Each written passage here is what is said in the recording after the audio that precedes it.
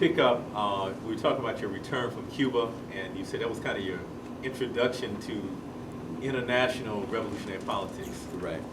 You later, or soon after, became a correspondent with Muhammad Speaks. Talk to us about that. Okay.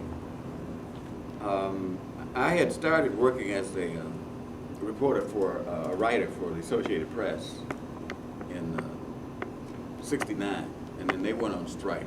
And I decided I was going to go to grad school, and I went to Columbia University for graduate school in journalism, and I was an international fellow at the same time while I was at school. So while I was at Columbia, actually before, I had met Charles Howard, who was the person who Malcolm had hired to start the international news at Muhammad Speaks. And he was one of the peers of Robeson and Elijah Muhammad. They were close friends. But he was a lawyer who had his own news service. He was from Iowa. And he had actually represented Paul Robeson. So he had been covering, in the early days of Muhammad Speaks, he had been covering all the revolutions around the world. And he covered Cuba, Algeria. He had personal interviews with Kwame Nkrumah and Nyerere and Ben Bella, Nasser, everybody. So I was reading him, and also William Worthy, who was a correspondent. He had covered the Chinese Revolution and a lot of the struggles going on in Asia. I met Worthy at the Freedom Now. We tried to organize an independent political party in Detroit called Freedom Now Party. So I met Worthy then. That was in the early '60s. But I went and found Charles Howard in New York. I don't know. I called him or something. Just went over his house and we began talking. We began to learn about this international journalism and his experiences. And while I was at Columbia, I also met, I would go over to the United Nations, and that was one of my own projects, just learning about the United Nations. So I met Charles Howard's office mate was Abner Winston Berry, who had been a long-time activist, and he was one of the leaders in the Communist Party back in the 30s and 40s and stuff. And he also worked close with the Nationalists in Harlem, and he was said to be a person who could bring people together. You know, and he had practically no ego. He was just a person who everybody liked. And he was an editor of the newspaper in Harlem called the Harlem Daily World or Daily Worker. So Sukarno in Indonesia hired him to be the United Nations press person for the Indonesian news agency. So I met him while I was at Columbia. And I would just go over there all the time and talk to them. So I was just learning from them because they were, at that time, they were in their 70s. And I was in late 20s, I guess. So that was really they were the teachers for me, the mentors, and most of what I was learning came from Charles Howard and Abner Berry. Mal Good was the ABC correspondent at the radio, who did radio at the United Nations. So when I was about to do my internship at Columbia for the graduate program. I decided I wanted to do my internship at two papers, one the Christian Science Monitor, or the other would be Muhammad Speaks. And so I went to Muhammad Speaks to Chicago. John Woodford was the editor, and I did research on my graduate paper while I was there, and my paper was basically on Charles Howard, the articles he had written for Muhammad Speaks. And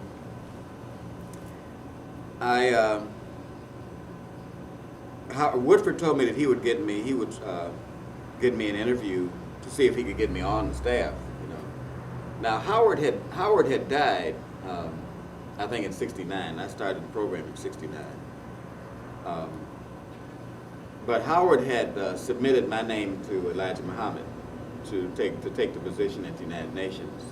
Because he was retiring. He was way beyond retirement age anyway, and he was sick, but he was reporting anyway. He said he wasn't going to die in the hospital, and he went and covered the next revolution. You know.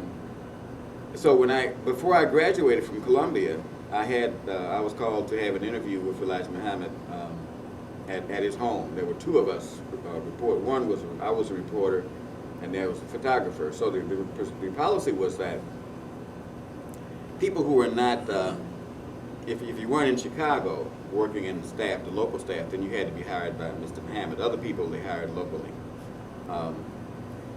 and it was quite an interesting interview because he told me about what their expectations of the newspaper, and it was a paper I highly respected. It was the only paper at that time where you could get really honest information about what's happening in Africa and the third world, and international affairs in general. Because Woodford, for example, was a Harvard graduate, and he was not a member of the nation. And the policy was to have people who were not members of the nation as well as people in the nation, so that they could reach people, a broader segment of people. And that sort of was Malcolm's orientation in the paper. And he told us that the main things he was concerned about was that you not be afraid to tell the truth. And he said that he was quite interested in international affairs personally, and he wanted people to know what was going on in the world, and that if we got in trouble, that he would back us up. And he asked me if I wanted to join the organization, and I said that my interest was in the newspaper, and I highly respected what they were doing, but I was only interested in the newspaper, so he didn't push that any further.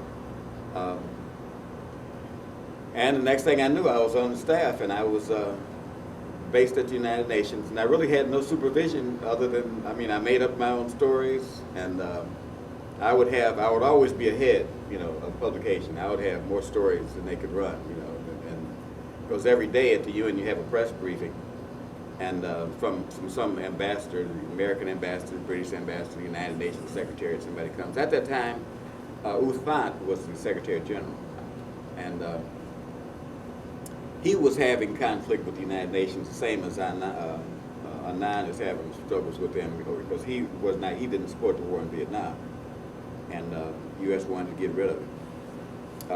But he was I thought he was a very good leader at the UN. He was a very, very down-to-earth person.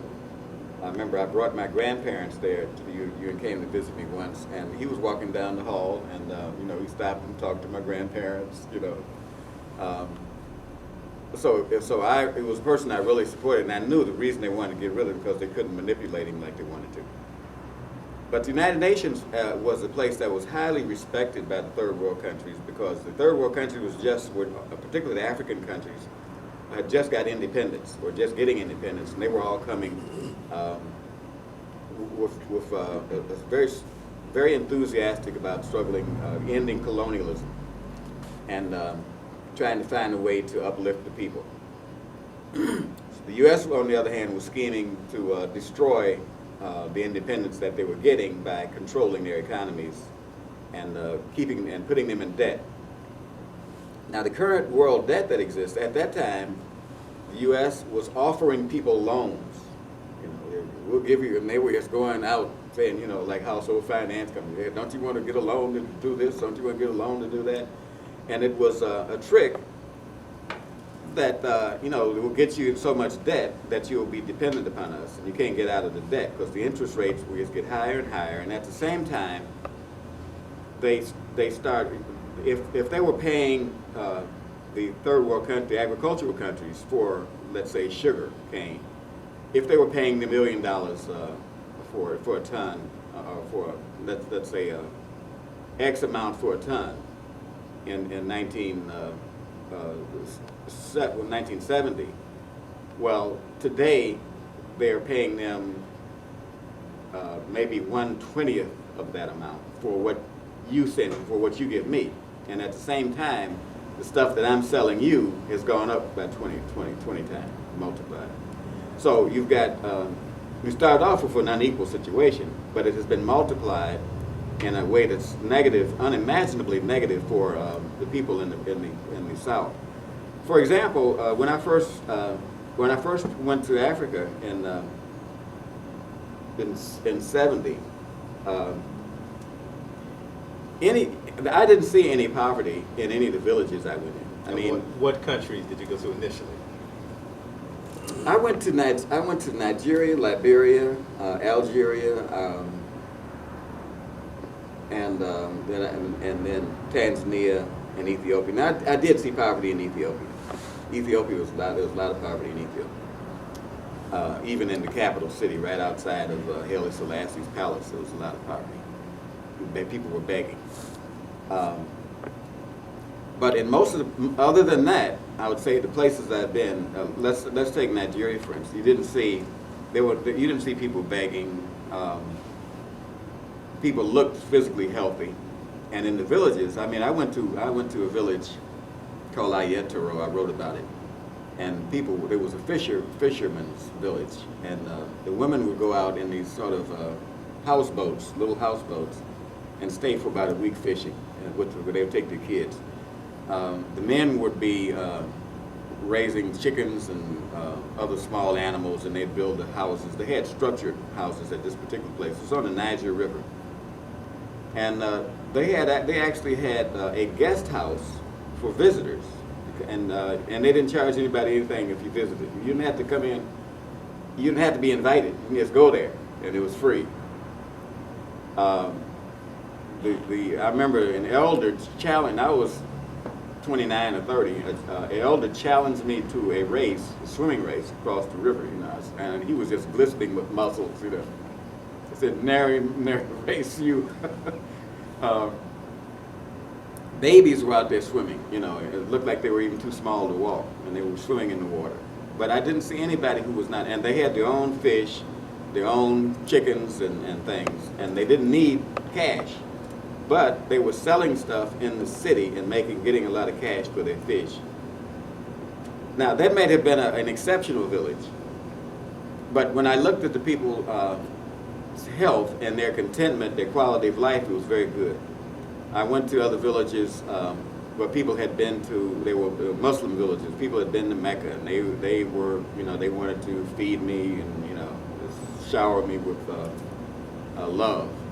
I spent time in Tanzania. I spent some time with the Maasai, and the Maasai tribes took me around in the areas that they were in, and they were very healthy. Now, because of globalization, the International Monetary Fund, World Bank, and the World Trade Organization, they've created a situation now where everything in a country has to be oriented towards exporting stuff to the countries for money. And they can't raise their own food even anymore. And the water is being privatized, and all of the things that we're complaining about, like water privatization and utility privatization and stuff. A person who could be a subsistence farmer in the past cannot even be a subsistence farmer anymore. He's got to do something to come up with some cash. And so that's creating a tremendous amount of poverty throughout the third world countries. So I would say, probably half the people on the planet now are really in dire poverty. It's like you've got a humongous depression globally. And so we began with a situation where there was few rich people and, a lot of people in the middle, and people who weren't doing very well, but they were surviving. And now we're in a situation where you've got enormous poverty everywhere. And and that's the root of the terrorism, because people don't have anything, and what little they have is being taken. That has been compounded with the problem of the original leaders of the liberation movement. Most of those people were wiped out, and so the people who took their place were not as scrupulous or not as committed to social justice and egalitarian societies as the people in the movement were. And so you got a lot of corruption, like we have in the city here. Same sort of thing going on in Africa, except it's even it's more brutal because of the poverty that exists. People are so destitute. What influence did visiting Algeria and Tanzania have on you?